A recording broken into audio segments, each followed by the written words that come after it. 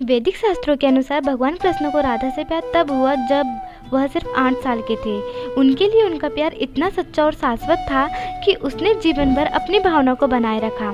ऐसा माना जाता है कि भगवान श्री कृष्ण अपने जीवन में किसी भी अन्य लोगों या चीज़ों से ज़्यादा सिर्फ राधा और उनके बांसुरी से प्यार करते थे। यह उनका बांसुरी कौशल था जिसने उनके प्यार को उनकी ओर आकर्षित किया, इसलिए वह हमेशा अपने साथ बांसुरी रखते थे। लेकिन ये कपल कभी एक दूसरे के नहीं रह पाए। राधा जी की मृत्यु कैसे हुई? सभी कर्तव्य से मुक्त होने के बाद राधा आखिरी बार अपने कृष्ण से मिलने गई। जब वहां द्वारका पहुंची तो उसने रुक्मणी और सत्यभामा के साथ कृष्ण के विवाह के बारे में सुना, लेकिन उसे दुख नहीं हुआ। जब श्री कृष्ण जी ने राधा को देखा तो वह बहुत खुश हुए। दोनों एक दूसरे से काफ़ी देर तक बातें करते रहे। हालांकि द्वारका में राधा को कोई नहीं जानता था। उसने कृष्ण से अनुरोध किया कि वह उसे महल में देविका के रूप में नियुक्त करे।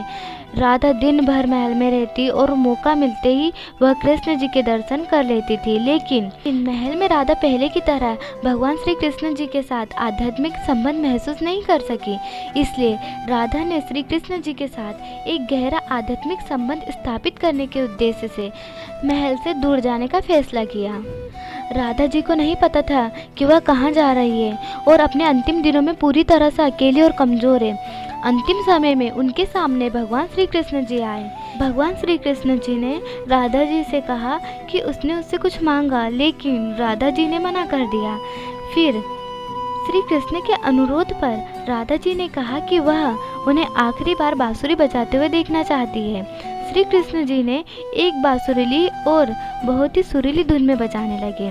श्री कृष्ण जी ने दिन रात बांसुरी बजाई जब तक राधा ने अंतिम सांस नहीं ली और आध्यात्मिक रूप से कृष्ण जी के साथ विलीन हो गई।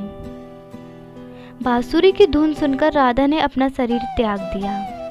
राधा की मृत्यु को भगवान श्री कृष्ण जी सहन नहीं कर सके और प्रेम के प्रतीकात्मक अंत के रूप में उनकी बांसुरी को तोड़कर झाड़ी में फेंक दिया।